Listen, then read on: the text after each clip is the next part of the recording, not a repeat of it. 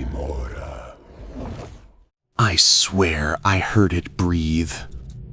Corpses don't breathe. They don't sigh. They don't twitch. They don't hum softly like someone trying to wake up from the dream. But this one did. It was just past 3 a.m., the hour where silence feels thicker, like even sound is afraid to linger too long.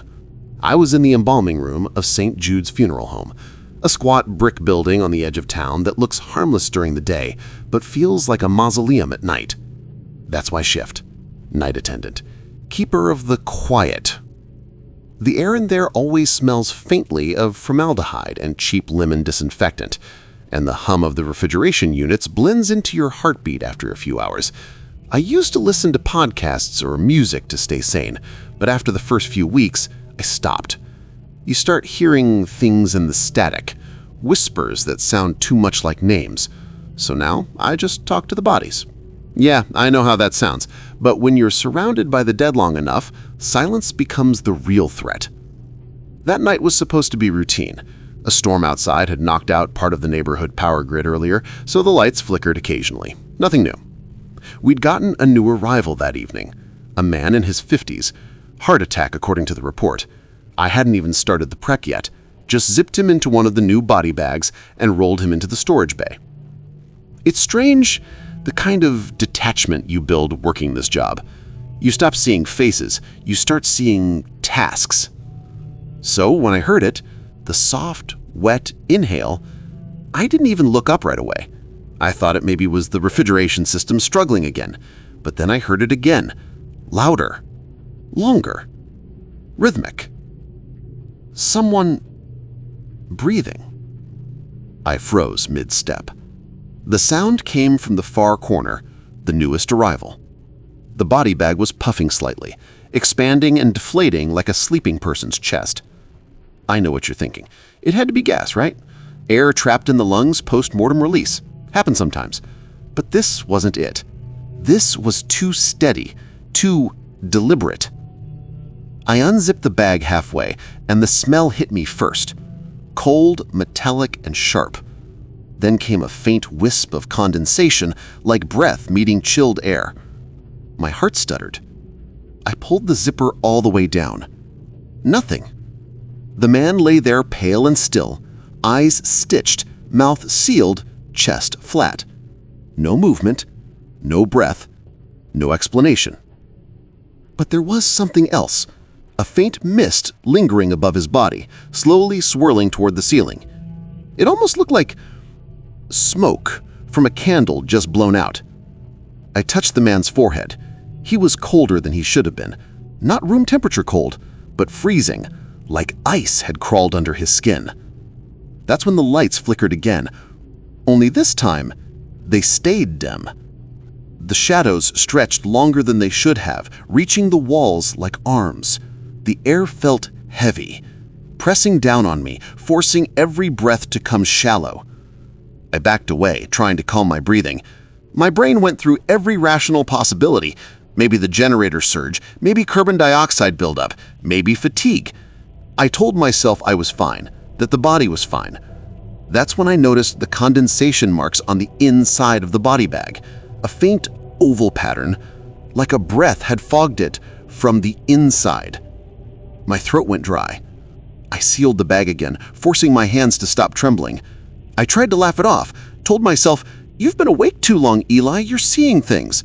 But deep down, I knew the air didn't lie. The cold was real, the mist was real. And then, right as I turned to leave the room, the intercom crackled to life. A voice, distant, broken, and low, whispered through the static. "He's not done yet." I dropped the clipboard. The sound echoed in the room like a gunshot. When I looked back, the refrigerator unit's temperature display had changed. It was dropping fast, and somewhere behind me, I swear I heard that same body take another breath. I told myself it was a glitch, an electrical fault, a fluke of the storm. But later, when I checked the intercom logs, I saw something that made no sense. The line wasn't active. It hadn't been for years. That was the first night I realized the dead at St. Jude's don't always stay that way. Working at a funeral home changes the way you think about silence. It isn't peaceful. It's loud, deafening, actually. Like the air itself is waiting for something to start moving again. That's what I remember thinking during my second week at St. Jude's. By then, I'd learned the routine. Body prep, cleaning, tagging, sealing caskets, disinfect, lock up, pretend the shadows in the corners are just tricks of light. Easy. Marjorie, my boss, was one of those people who could eat a sandwich in the embalming room and not blink. She'd been doing this for 30 years and swore she didn't believe in ghost stories, which was funny because half of her rules sounded like the setup to one. She kept this old leather-bound logbook on the front desk. No dates, no signatures, just a list of strange handwritten notes in blue ink. It looked like something passed down through generations of funeral workers. I flipped through it on a slow night, expecting to find cleaning schedules or maintenance codes. Instead, I found this. Never lock the freezer door after midnight. Don't leave mirrors uncovered near the embalming tables. If one moves, don't breathe back. I remember laughing out loud. Don't breathe back. What the hell was that supposed to mean? I asked Marjorie about it the next morning, and she gave me that tight-lipped smile that old people give when they've seen things you haven't. Oh, that old book. Been here longer than I have. Just notes from the night crew back in the 70s. You hear things your first week. You'll learn to ignore them. She said it casually, but there was something in her tone, a flicker of warning under the surface. Still, I told myself it was just superstition. Working nights surrounded by corpses makes people weird. You start inventing rules to make yourself feel in control. Don't whistle after dark, always cover the mirrors, never say their names aloud.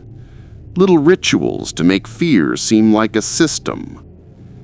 I kept reading the logbook whenever things got quiet. Each page was stranger than the last. If you smell roses, leave the room. If the radio turns on, don't turn it off.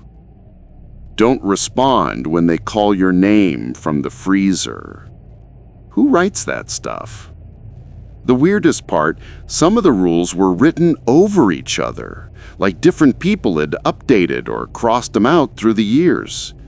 One in red ink just said, "Rule number 7 doesn't work anymore." I stopped after that one. Later that week, I started noticing things. Tiny things. Condensation forming inside the sealed viewing chambers where there shouldn't be any moisture. A faint tapping sound that seemed to come from inside the caskets when I turned the lights off. I even started seeing fingerprints on the glass partitions in the prep room, smudges shaped like nails scraping upward. I cleaned them, of course, pretended not to notice when they came back the next day. But the one that got me, the one that still makes my stomach knot, happened on Friday night. We'd just finished setting up for a morning viewing. The body was a teenage girl, maybe 16. Car accident. Her parents had picked out a pink dress for her, one of those frilly ones that looked like it belonged at a prom. I remember thinking how unnatural it looked, her lying there like a doll under glass. The temperature in the room was steady, 42 degrees Fahrenheit, humidity near zero, everything sealed just like protocol. And yet when I came back an hour later to lock up, there it was, a foggy oval patch of condensation right over her face, like someone had leaned over the glass and exhaled. I wiped it clean, trying not to ignore the goosebumps crawling up my arms. But before I stepped away, I saw it again. The faintest pulse of vapor spreading outward from inside the chamber. I don't know how long I stood there watching, waiting for movement. The rational part of me was screaming that it was impossible, that maybe the temperature sensors were off, that maybe my brain was filling in details it wanted to see. Then I remembered that stupid line from the logbook. If one moves, don't breathe back. And for the first time since I started, I felt genuinely afraid. The next morning, I told Marjorie what I'd seen. She didn't even look surprised. "Eli," she said softly, stacking paperwork, "you've been here 2 weeks. You're still adjusting. We don't talk about things like that. They feed on it." "Feed on what?" I asked. She didn't answer. Just gave me that same tired smile. "You'll learn to ignore them." That was her mantra for everything. I wanted to press her, but something in her eyes warned me not to. So I let it go. For a while. But that night, I decided I was done ignoring things. I was going to prove it was all in my head, that it was just the hum of the coolers, the pressure changes, fatigue, science, not ghosts. I stayed after closing, the last lights humming softly overhead. Midnight came and went, and nothing happened. I remember laughing at myself, feeling stupid, tired, almost proud for facing my paranoia. Then, at 12:03 p.m., the ventilation system clicked off. The room fell into complete, suffocating stillness. And in that silence, I heard it again. Breathing.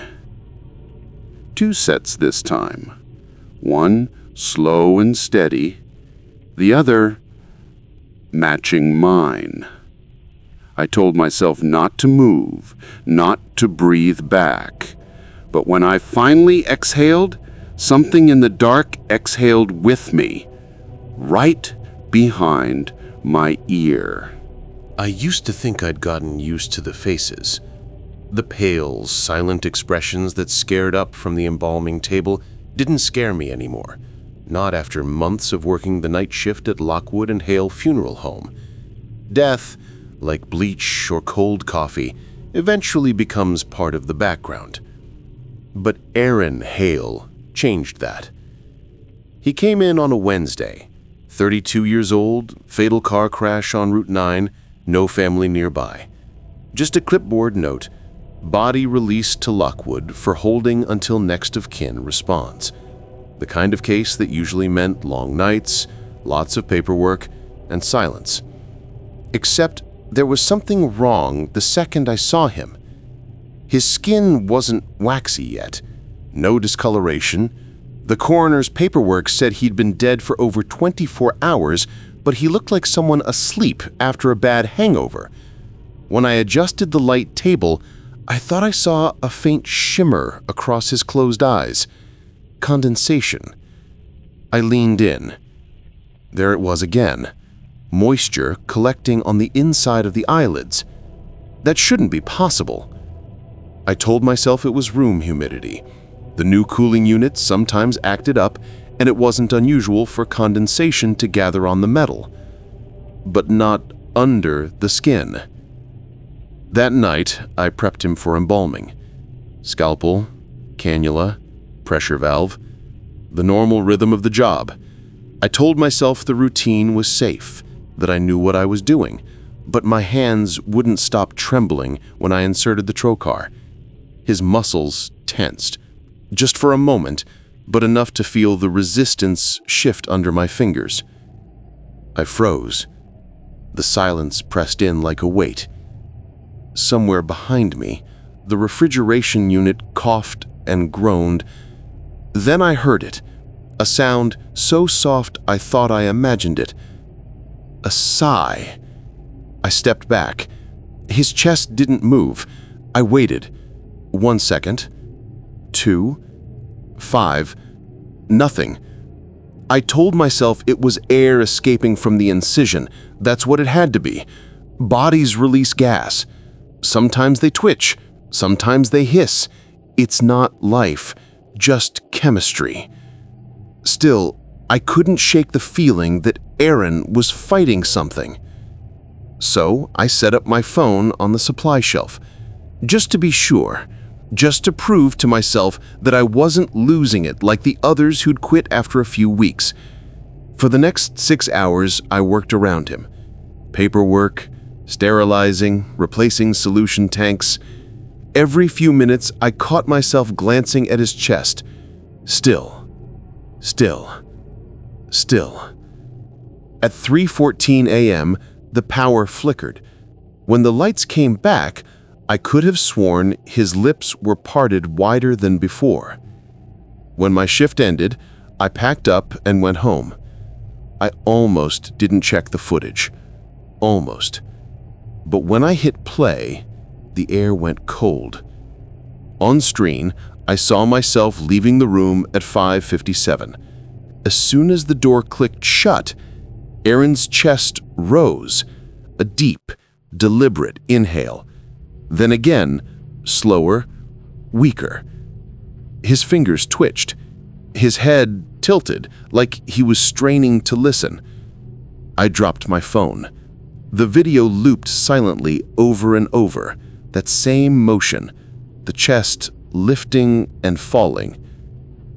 The next morning, I went straight to Marjorie's office. She was already there, typing. Coffee steaming beside a stack of new intake forms. I told her everything. The condensation, the twitch, the footage. She didn't even look surprised. "Eli," she said softly, "you hear things your first year. You see things too. It's your mind adjusting to the work." "No," I said, "I recorded it. You can see it yourself." She sighed, took my phone, and scrolled through the gallery. Her expression never changed. Then calmly, she deleted the file. I snapped, "What the hell are you doing?" Marjorie looked up at me, her voice low, controlled. "Eli," she said, "we don't keep secrets here. We keep peace." She handed the phone back. "You do well to remember that." For the rest of the day, I couldn't stop thinking about that word, peace. It didn't sound like comfort, it sounded like a warning. That night, I dreamed of Aaron. He wasn't on the table. He was standing in the hallway, wrapped in a white sheet I had used to cover him, the fabric clinging to his body like damp paper. His head tilted just slightly, lips barely moving as he whispered, "I remember you."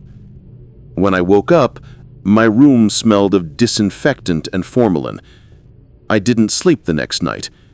I sat in my car outside the funeral home, staring at the darkened windows, trying to convince myself not to go inside.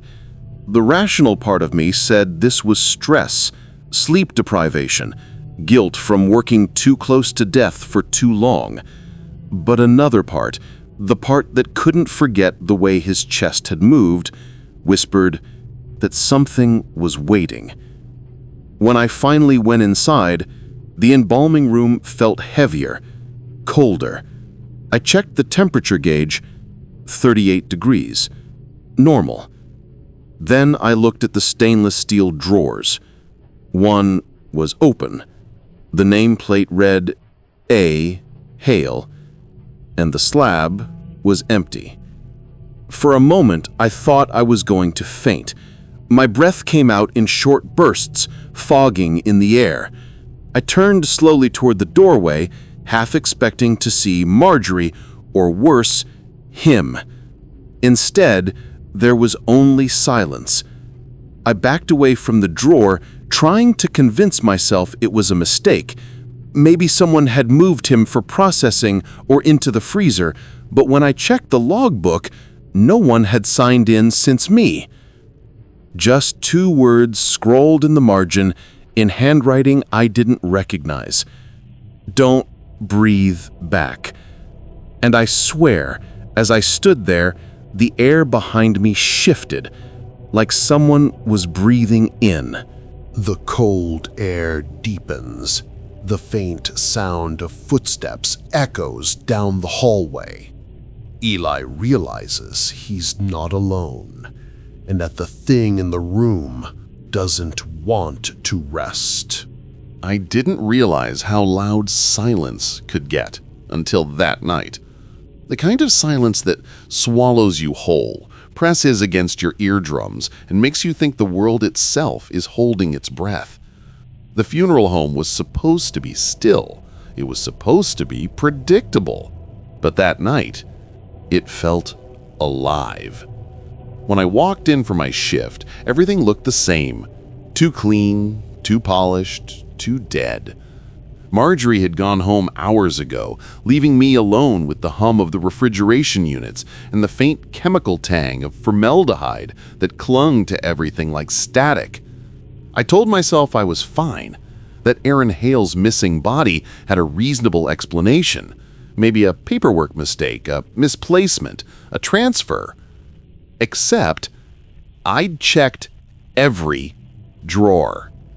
And when I finally sat down at the prep table, I realized what was bothering me. The air. It was moving. Not the faint mechanical breeze of the vents. No, this was rhythmic, slow, human. Inhale, exhale, inhale, exhale. I froze, staring at the silver doors of the viewing chamber where families usually came to say their goodbyes. The fluorescent lights overhead flickered once, twice, and in that brief stutter of darkness, I thought I saw a shadow shift behind the glass. I didn't want to move, but the sound was coming from there, deep, deliberate, and wet, like lungs that shouldn't be working anymore. My legs moved on their own. Each step echoed down the tiled hall like a question I didn't want answered. The glass of the chamber fogged slightly as I approached. My breath hitched. I wiped it with my sleeve. Inside the casket, Aaron Hale was sitting upright. His eyes were open. They weren't blank the way the dead are. They focused. They found me. My hand went numb around the doorknob. For a moment, I didn't even realize I'd opened it until the air shifted, cold spilling out of the room like something exhaled straight from the grave. And then the intercom clicked on. A burst of static first, then a voice. Low, distorted, and too close to the mic. Close the lid before he notices you. I didn't think, I just moved. I rushed forward, slammed the casket lid shut, and stumbled backward, heart pounding so violently I could feel it in my teeth. The breathing didn't stop. It moved. Through the vents, the ducts, the walls, the entire building seemed to inhale and exhale around me. Papers on my desk rustled in time with the rhythm. The lights pulsed dimmer with every breath like the place itself had veins, and I was standing in its chest. I grabbed the old logbook from my workstation, the one with the ridiculous warnings and handwritten rules. Maybe some part of me hoped it would suddenly make sense. But when I flipped it open, it wasn't dust I found on the pages. It was ink, fresh, wet, and scrawled across the center of a blank page in handwriting that wasn't there before were 7 words. He remembers what we took from him. The pen slipped from my fingers. I hadn't written it. Marjorie couldn't have. The book had been locked in the prep room the entire time. The air vents hissed again, slower this time, like the building was sighing. I backed toward the door, but something caught my eye. A small white tag, the kind we attach to bodies during intake. It was hanging from one of the drawers I'd already checked earlier, one that should have been empty. I bent down to look closer. My name was written on it. Eli Thompson. Date of death. Tomorrow's date. My stomach flipped. I grabbed another tag from the next drawer over. Same thing. My name, different handwriting. Same date. There were dozens of them, tucked under clipboards, hanging from instruments, scattered like breadcrumbs leading deeper into the room. Each one with my name, each one marking the same impossible time. I tried to steady my breathing, but I couldn't tell if the sound in the room was coming from me or it. That's when I noticed the wall clock. The second hand wasn't ticking forward. It was moving backward. I stumbled into the corridor, my flashlight beam bouncing wildly off polished floors and pale walls. The hum of the air vents followed me, chased me, until I reached the archive room. If Aaron's file was gone, maybe there was a record in the backups. Something, anything. But when I found his drawer, it was empty. No forms, no photos, not even a tag. Instead, lying dead center in the slot, pristine and folded like it had just been printed, was a death certificate. Not Aaron Hale's. Mine. Name, Eli Thompson. Date of death, tomorrow. Cause of death, cardiac arrest during night shift. Witness, Marjorie Keene. There was a faint fingerprint in dried ink at the bottom. I pressed my thumb against it, trembling. It matched. The intercom crackled again, only this time the voice wasn't distorted. It was mine. You shouldn't have stayed past midnight. And then, somewhere behind me, one of the freezer doors slid open with a metallic creak. Cold air brushed the back of my neck. I turned, but before I could see what was inside, the lights cut out. Darkness swallowed everything. And in that black, rhythmic void, I heard it again, the sound that started all of this. Slow, wet, and patient. Inhale, exhale. The building was breathing. And now it was breathing with me. My flashlight flickered back to life just long enough to see that every tag in the room now read the same thing. Do not refreeze. That's what I knew. I had to find Aaron's original file before whatever's left of him finished what he started. I didn't even hear the phone ring at first. The hum of the coolers had blended with the silence for so long that when the shrill sound finally cut through, it didn't even register as real. It was 3:12 a.m. The fluorescent lights buzzed faintly above me, their glow thin and jaundiced. The caller ID read cold storage. That didn't make sense. Cold storage wasn't even connected to an external line. It was a locked internal extension meant for emergencies only. Still, I picked up. Hello? Nothing. Just static. I waited, listening. Then, faintly, breathing. Slow, wet, human breathing. Who is this? I asked. Marjorie? Is this a joke? The breathing deepened. My grip on the receiver tightened. Then a voice rasped through the static. Low, stretched. Wrong. Stop pretending. I froze.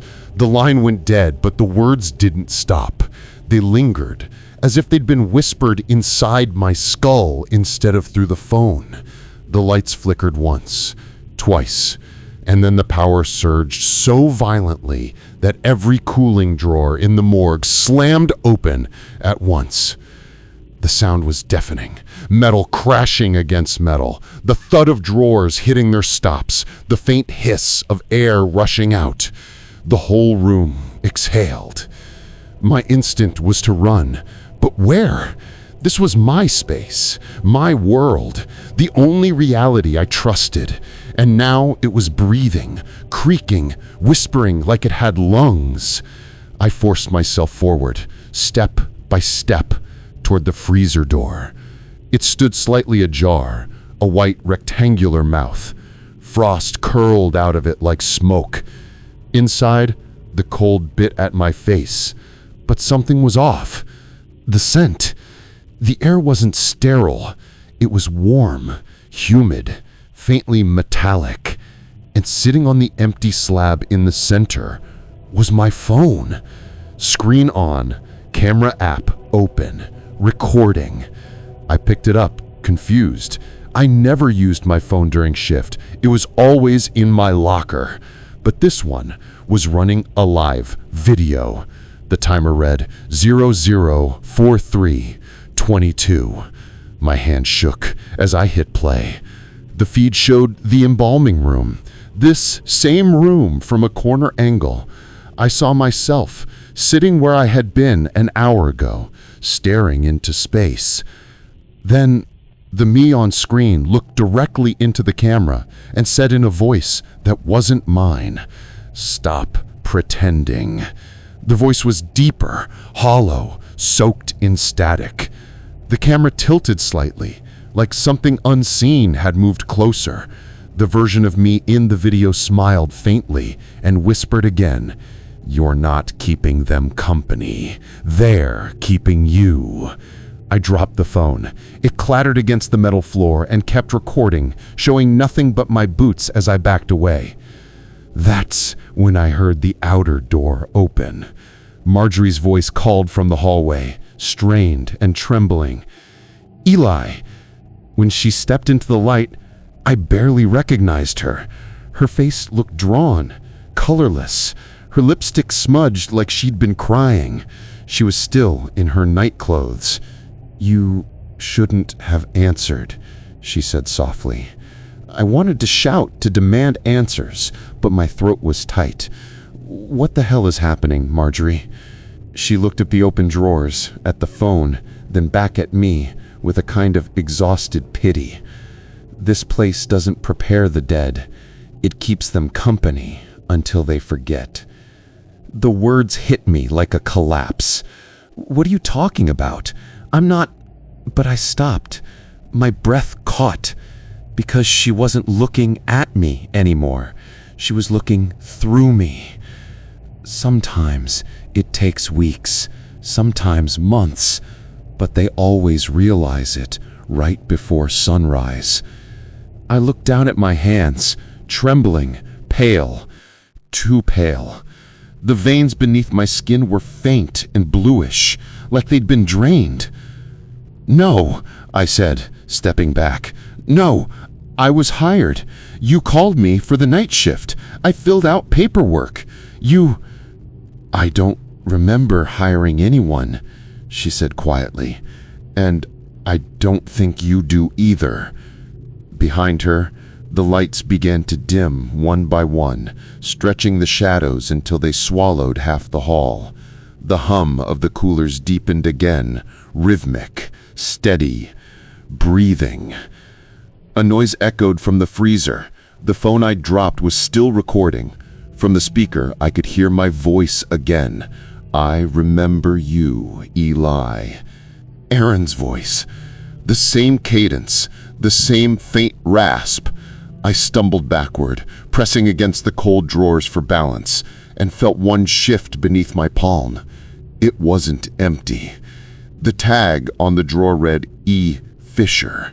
My name, my date of death, April 12th. Today's date. I turned toward Marjorie, but she was already fading, her figure dissolving into a haze of frost and shadow. "Stop pretending," she said again. "It's easier that way." The power surged once more, then cut out completely. The world went black. For a second, I could still hear my heartbeat. Then even that stopped. When the emergency lights flickered back on, I was standing in front of the embalming table. My own reflection stared back at me in the steel. The phone on the slab buzzed with a new notification. A time-stamped video. Title: First Night Shift, Eli Fisher. I pressed play, even though I already knew what I'd see. The screen showed me walking through the door for the first time, smiling, living, alive. And now, I was standing behind the camera, watching. The clock on the wall ticked toward dawn. I reached for the door, desperate for air, for light, for anything that wasn't this. But when I opened it, I wasn't outside. I was back at the embalming table, and the living version of me had just walked in. And in that moment, as the door swung shut behind him, I finally understood what the logbook meant when it said, "If one moves, don't breathe back." When the morning sun rose over the slate-gray windows of the funeral home, it caught in the streaks of condensation that always seemed to form on the inside, like breath trapped in glass. The parking lot was empty, except for a single sedan, still running, exhaust whispering into the cold air. A young man stepped out, early 20s, clean shirt, pressed slacks, tie slightly crooked. He looked like I did once, eager, naive, thinking this job would just be quiet nights and easy pay. His name tag read Tom, night attendant, trainee. He hesitated at the door before pushing it open. The scent hit him first, sterile chemicals and faint perfume, like lilies trying to mask something that couldn't be masked. He swallowed, trying to steady himself. Then he saw me. I was already there, behind the counter, logging entries in the book. The same book I used to read like a joke. The same one that had rules written in ink older than I could date. My pen moved without thought, my wrist stiff and deliberate, like every word was already decided before I wrote it. "Hey," he said nervously, offering a half-smile. "You must be Eli. Marjorie told me you'd show me around." I looked up slowly. It took effort to form a smile, but it came, smooth, practiced, almost human. "That's right," I said, voice even. "You'll get used to the quiet here. It's not as bad as people say."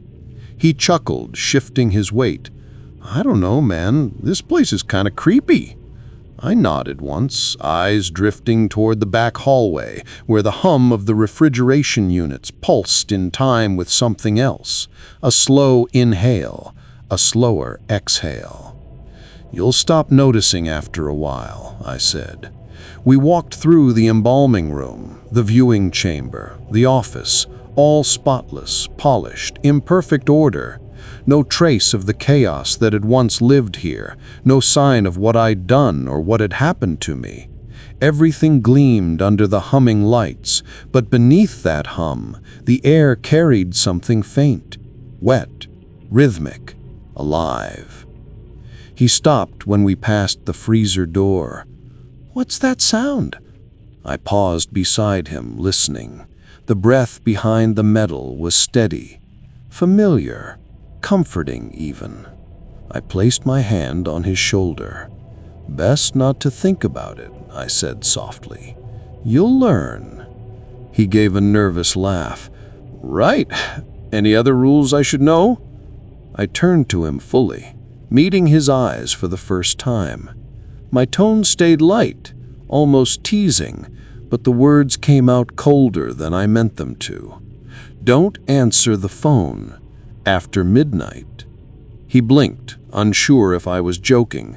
I smiled again, that same hollow, distant smile I'd seen in Marjorie once, before she stopped coming in altogether. "Why?" he asked, half grinning. The intercom above us crackled to life for a split second, a sharp pop of static, then silence. But through that silence, faint as a sigh, came the sound of breathing. He frowned. "Is that—" I interrupted him gently. "Shift starts at 8. Let's not be late." We moved on, his shoes squeaking against the tile. As we passed the wall of lockers, he didn't notice that one was slightly ajar. Mine. Inside, an embalming tag dangled from a hook. The name Eli Parker etched into the paper, edges curled with age. Next to it hung a new one, blank, waiting. I led him back toward the reception desk, where the lights flickered once, just once, like a heartbeat stuttering. He didn't notice. I did. I always do. He started filling out his login sheet, humming under his breath to calm himself. I watched the pen shake slightly in his hand. When he finished, he looked up at me and said, "So, how long have you worked here?" I opened my mouth to answer, but before the words could leave, the phone on the counter rang. We both froze. Caller ID, cold storage. The same number, the same time glowing on the wall clock behind me, 3:12 a.m. He laughed nervously. "'Cause someone's got the wrong line." I didn't move. The phone kept ringing. The sound echoed through the empty halls, bouncing off metal, off glass, off flesh. He looked at me. "Should I get that?" I smiled one last time. "I told you," I whispered, voice thin as the air between us. "Don't answer after midnight." He hesitated, hand hovering over the receiver. The ringing stopped. Silence. Then from the freezer, a single slow inhale. He turned toward the sound. I didn't. I just kept watching him, the way Marjorie had watched me once from the same spot. The intercom clicked. A whisper, distorted, crawling through static. "He's not done yet." The boy looked around, heart pounding. I looked down at the logbook. New ink bled through the page, writing itself line by line beneath my hand. Shift change logged. Tom Henderson. Status pending. I closed the book gently. The air stilled. Outside, dawn tried to break through the fog, but the light never reached inside. And somewhere, deep in the cold, something took another breath. The cycle continued. Grimora.